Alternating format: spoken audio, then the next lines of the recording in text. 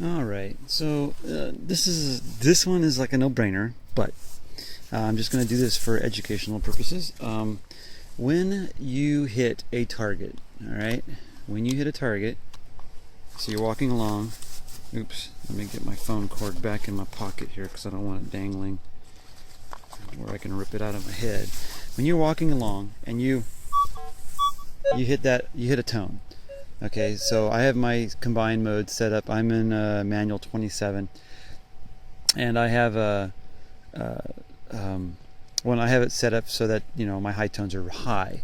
So 45, 44, I think 45 are all one high tone, so that I'm forced to stop because my ears are trained to listen to that super high tone. So anyways, so I stop. So the first thing you do when you go over it, right, you hit the high tone. The first thing you do with any tone, especially for me for high tones, but for anybody who out there is collecting, relics and stuff, you always go back over your target like really fast twice. Is it repeatable? You turn 90 degrees and go back over target. You hit it again, right? So then at that point, you could check your numbers. I got 1245, 6 inches.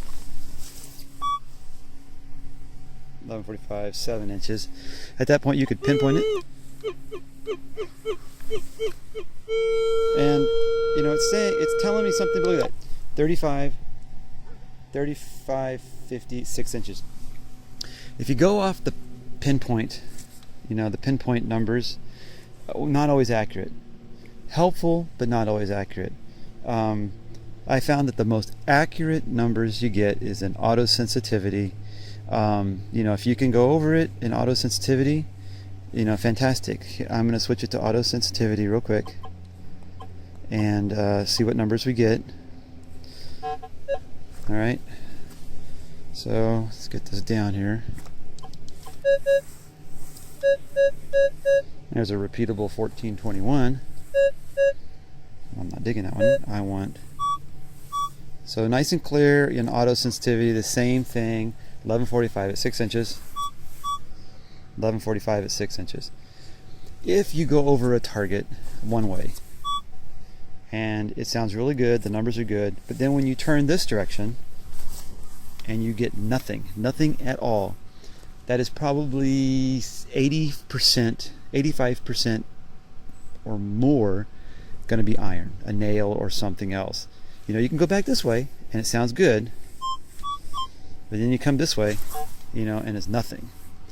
That's going to be like typically a bad target.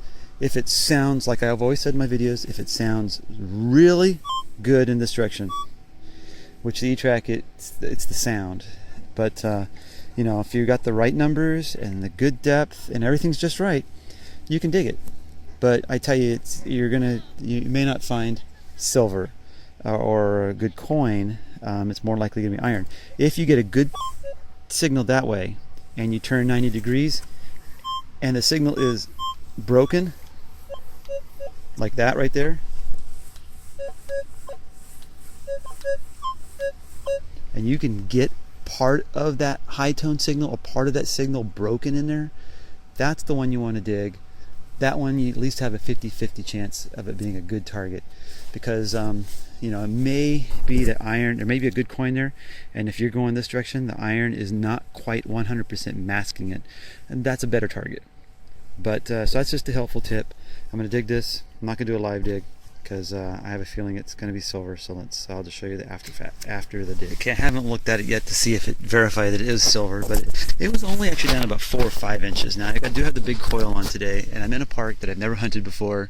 Dates back to 1934. The reason I haven't hunted it very much is it's like an hour out of town, hour plus from my house, and don't make it out too far. So I dug up the plug. The first thing I noticed was this little piece of foil, and it actually does, my pinpointer actually does detect that. So, but the coin here was actually bigger and stronger. So, well, I know that's silver because it's a Merc. So, yay, first silver of the morning. Got out here about 7:30, 1942, and I want to find some silver, man. Woo! So that was pretty close to it. It was, the coin was there, and this was flipped over, and it was right there. I don't know if my detector will. Yeah, the detector doesn't pick it up, but the probe does.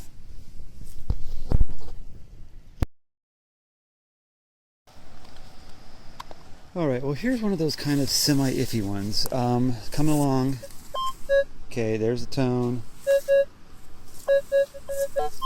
See a little high tone in there, right? Little high tone, but a bunch of garbage. That's the one, that's the tone you listen for, right? There's iron and other garbage mixed up around this little thing here. You can hear it.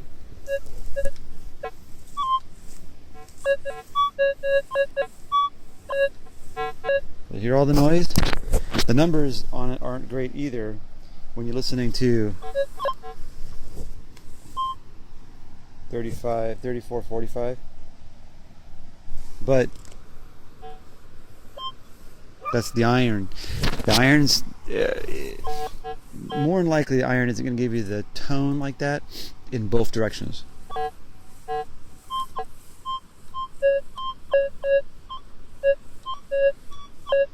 Okay, 25, 45.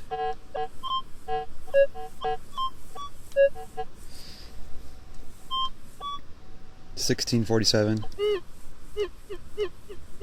Pinpoint over it, and your pinpoint stays right there, right? That was the other thing I didn't mention in my other video. If your pinpoint goes over like this, and you turn, and it goes way over here, it's probably definitely iron. So I'm going to dig this iffy one and see what we got. It's only about 6 to 8 inches. Well, it sucks. 6+ inch memorial penny. This mercury was like 5 inches. Sucky. Alright, well, I'm going to videotape this one just to prove a point, and I hope I'm wrong. Numbers were 1248. That's the first number I saw, 1248. I turned 146, 146, getting 1247, 1248. Only 4 or 5 inches, which on the big coil probably only represents maybe 2 or 3, but sometimes the depth can be a little off. Now, the reason I say I hope I'm wrong is because I noticed that the ID numbers on the CTX are exaggerated a little bit sometimes. So sometimes I know that I think I'm digging this great signal and I do a live dig. It comes out to be usually a memorial penny, or in this case I got a clad, but it was telling me that it was silver.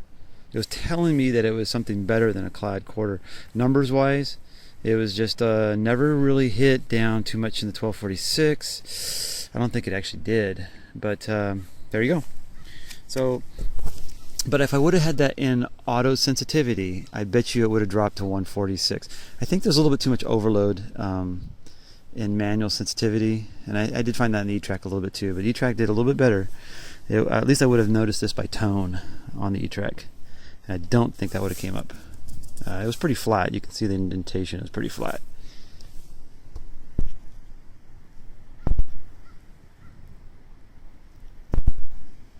Well, it's not stopping my recording. Alright, well, the funny thing with being in a new park is you just don't know where the hot spots are. You don't know what's been, pushed around, landfilled, etc. I just got like a 4-inch merc, 3-inch merc maybe. It was coming up 1246, pretty solid. And it's kind of in this sandy stuff, but I'm really close to the river. So, and it's very interesting. I'm next to a modern playground, but there's an older playground that's kind of in the trees a little bit. So it gives me really good hope, because a friend of mine who's going to join me later has hunted this park and found about 15 silvers, but they've all been over on a different area, and he didn't find anything over in this area. At least he didn't tell me. So this is good news. I'm on my way to my car to peel off a shirt and find a restroom, and then I'm back at it. It's number 2.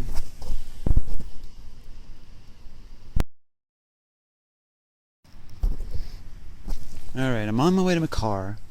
I just see a big old school bus, and I think they just dropped off a whole bunch of little kids, and I'm thinking, dang, that's exactly why I came in the midweek, early in the morning, just to avoid people. Oh, especially little kids and dogs and stuff. But this park is a lot of joggers and people with dogs, but it's not too bad right now. And the weather is kind of sucky, but at least it's not raining. But anyways, I got this tone, and I caught it on the very, very backswing. I was like, woo, what's that noise over there? So it pulled me back, and let me see if I can get this, if you can hear it a little bit, if I can even find it again. Right there it is. So I'm in combined 27.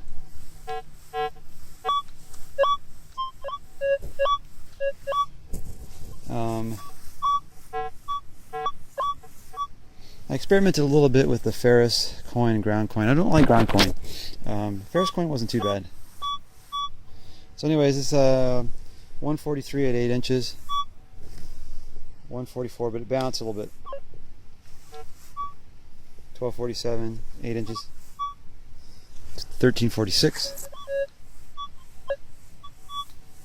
See, there's something here that's really bothering the signal, but it's one of those signals that comes and goes in one direction, but is good in the other. And those are the ones that I like. Those are the ones that most people pass up, that usually typically are good coins or good targets. So anyways, if you pinpoint over this,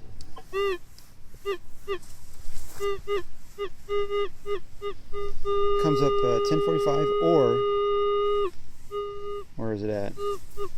There it is, 30. Oh, I missed it for a second.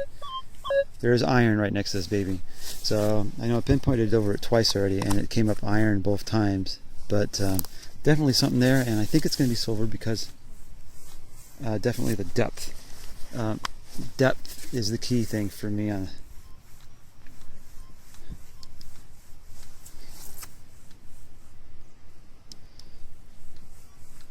So just pinpointed to 2548. Anyways, I'm gonna dig that and show you what it is in a second. Well, the pinpoint tells me it's right down here, about another inch, and I'm down at I think I'm about 6 inches. 6 inches, and you know, I noticed the big coil doesn't give me exact depth, good depth readings, but anyways, I did dig some deep clad here already today. Very disappointing. And then I get shallow. Oh, there it is. I saw it. Do you see it? I saw it. It's a Merc, I think.